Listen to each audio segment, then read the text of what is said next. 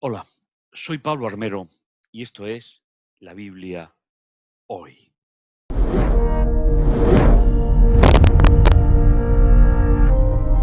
muchas personas los escritos de Pablo son difíciles de entender, pero cuando se analizan en su contexto, en su estructura, suele allanarse muchísimo el camino. Por eso pensé, y espero que sea la voluntad también del Señor, compartir con vosotros una porción del capítulo 7, donde sitúa en la vida del creyente algunos aspectos fundamentales sobre la ley de Dios. Yo te invito a que cojas tu Biblia en la mano, que sigas el texto. He querido introducir en las imágenes una traducción dinámica para que podamos disfrutar comparando con la que utilizáis en cada momento y podamos captar la atención con una propuesta diferente de traducción. Romanos se escribió para una comunidad de seguidores de Jesús que estaban en la capital del imperio. Una iglesia posiblemente multirracial, multicultural, porque ahí venían de todas las partes del imperio altos funcionarios del mismo a gestionar todas las cuestiones de representación de sus diferentes zonas ante el imperio.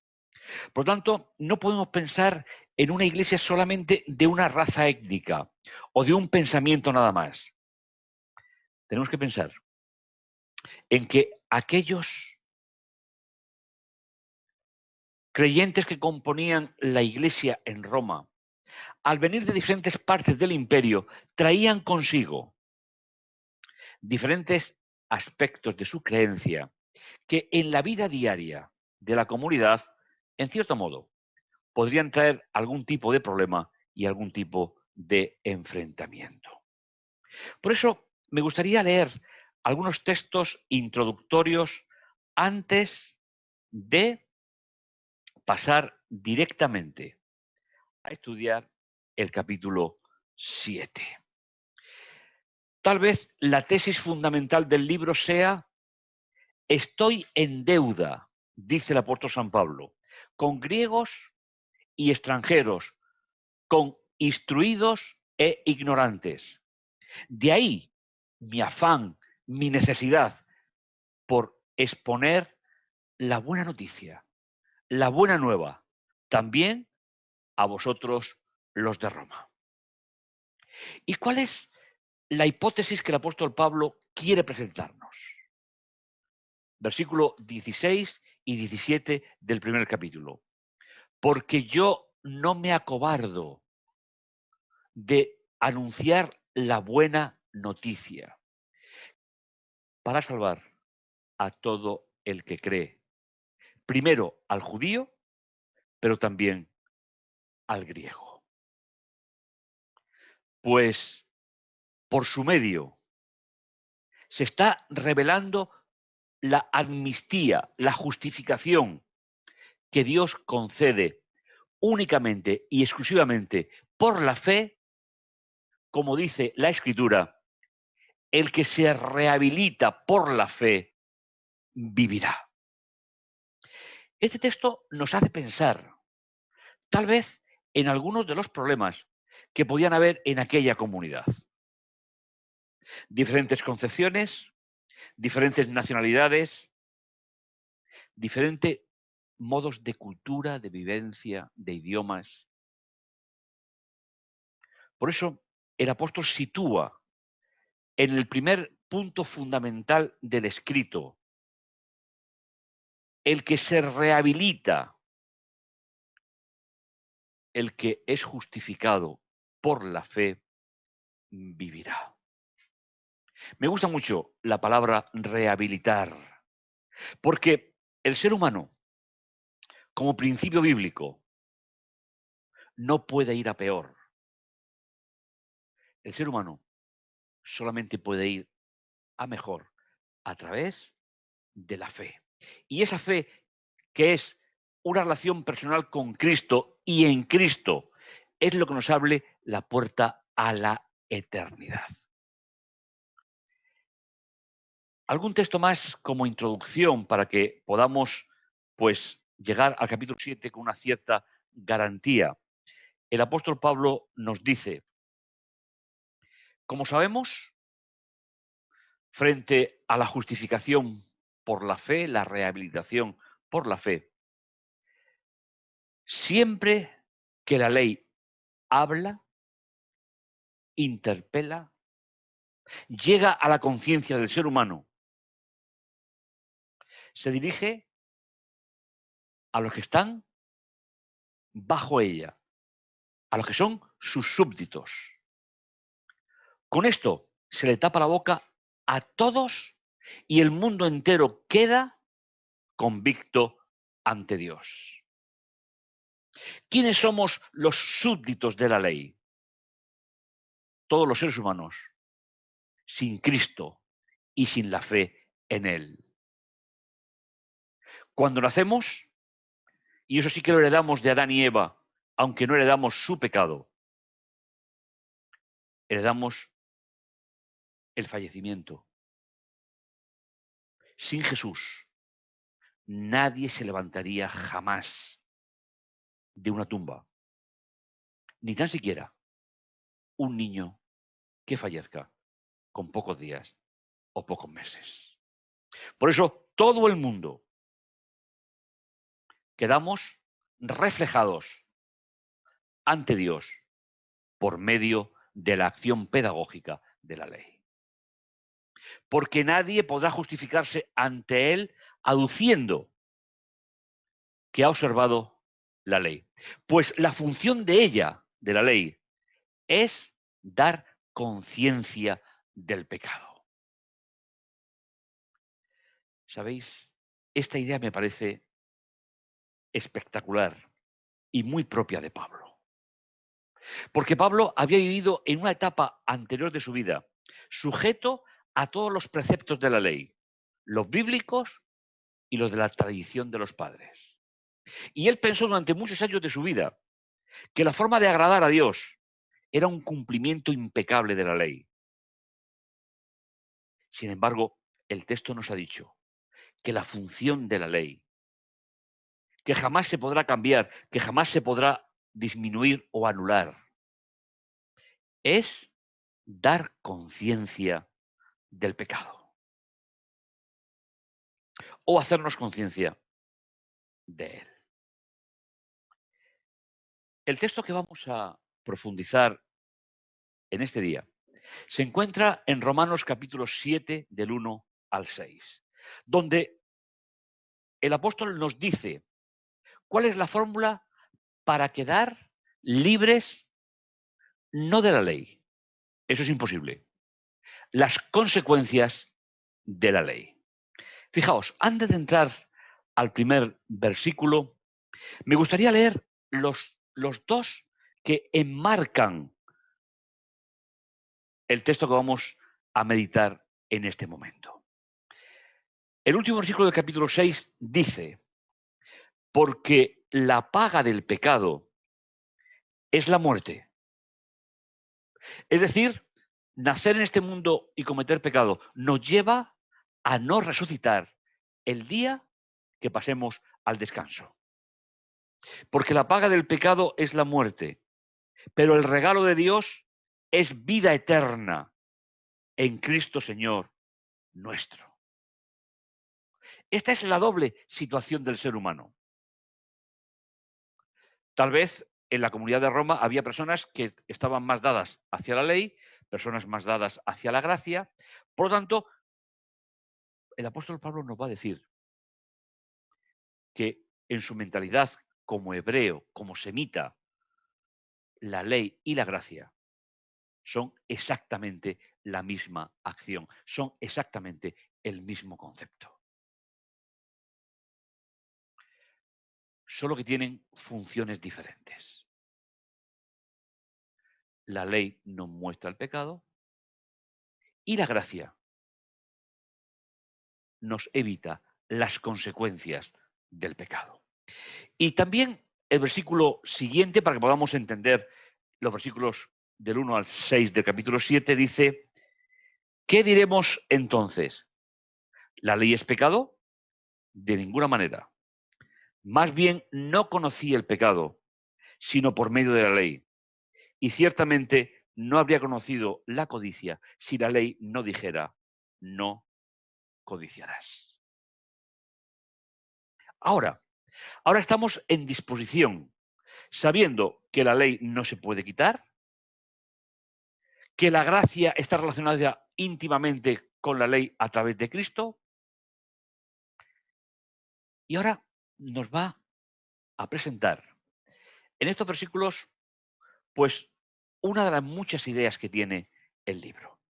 Lo vamos a dividir en estas 4 partes, como normalmente tengo el placer de presentaros, para que podamos comprender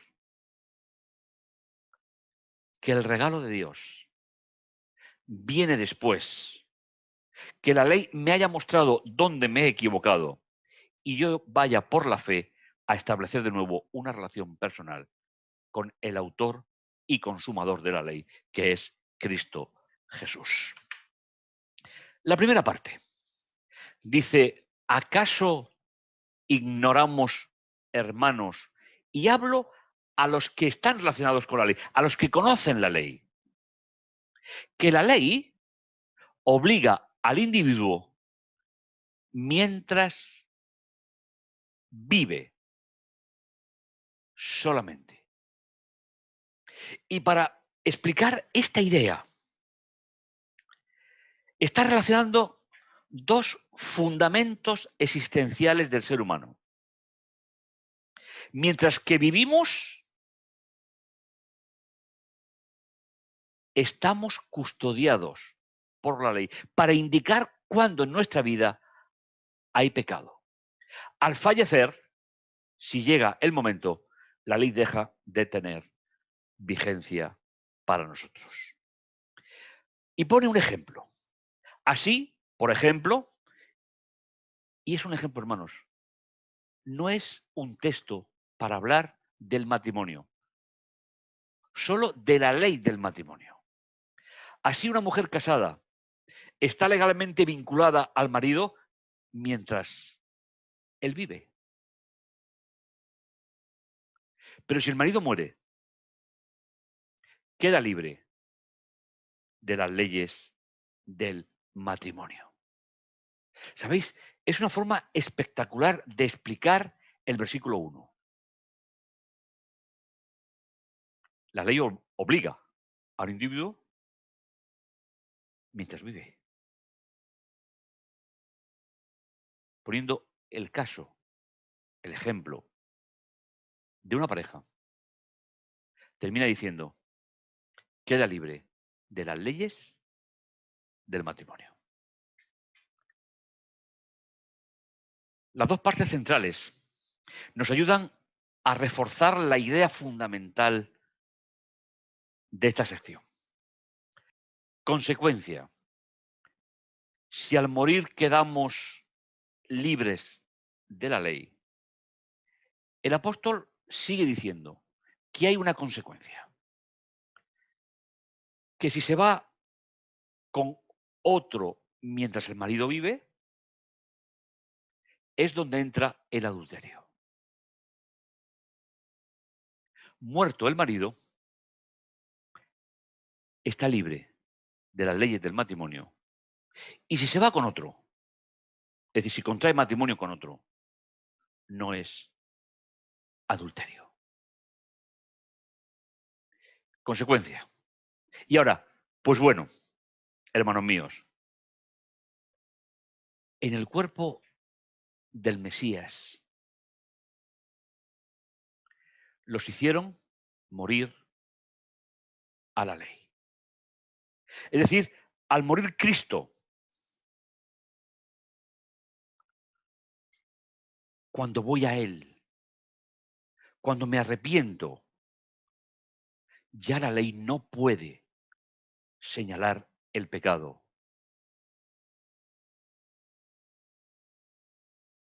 Así pues, ya somos de otro, del que resucitó de la muerte y empezar a ser fecundos para Dios.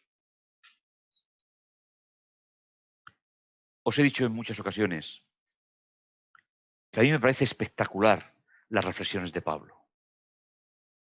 Y cuando se estudian con profundidad, da a la vida del creyente una dimensión completamente diferente, como estoy convencido que se la dio a los creyentes de Roma.